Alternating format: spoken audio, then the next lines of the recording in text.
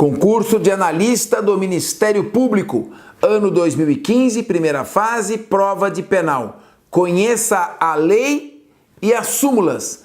A maior parte das questões, não todas, mas a maior parte é extraída do conhecimento direto do texto legal e das súmulas. Vamos ver essa aqui. Sobre as espécies de pena e regime previstos no Código Penal, tem-se que... Bom, nós temos as penas privativas de liberdade, restritivas de direito e multa. E os regimes de pena.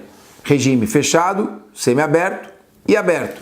Tem progressão de regime e tem dosimetria penal. Várias questões podem ser feitas.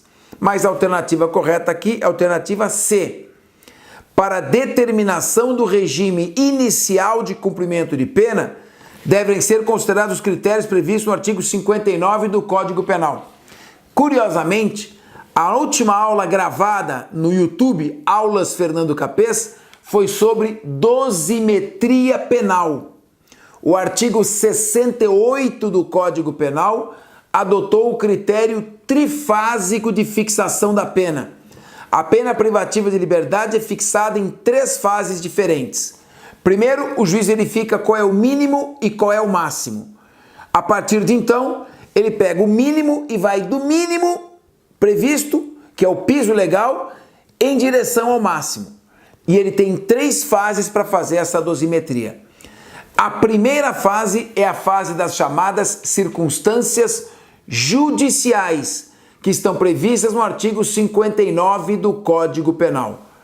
Nesta fase, a pena não pode ficar abaixo do mínimo, nem acima do máximo, de maneira que, se todas as circunstâncias do artigo 59 forem favoráveis, a pena continua no mínimo.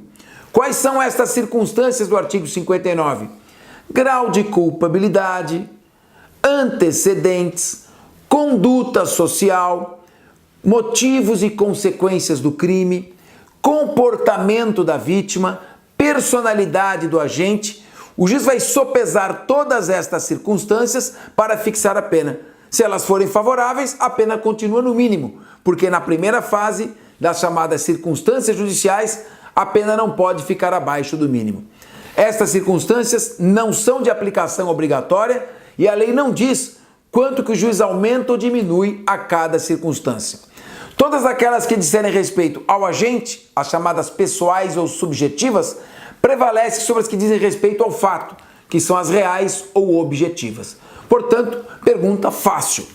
Na primeira fase da fixação da pena, levam-se em conta as circunstâncias judiciais do artigo 59 do Código Penal.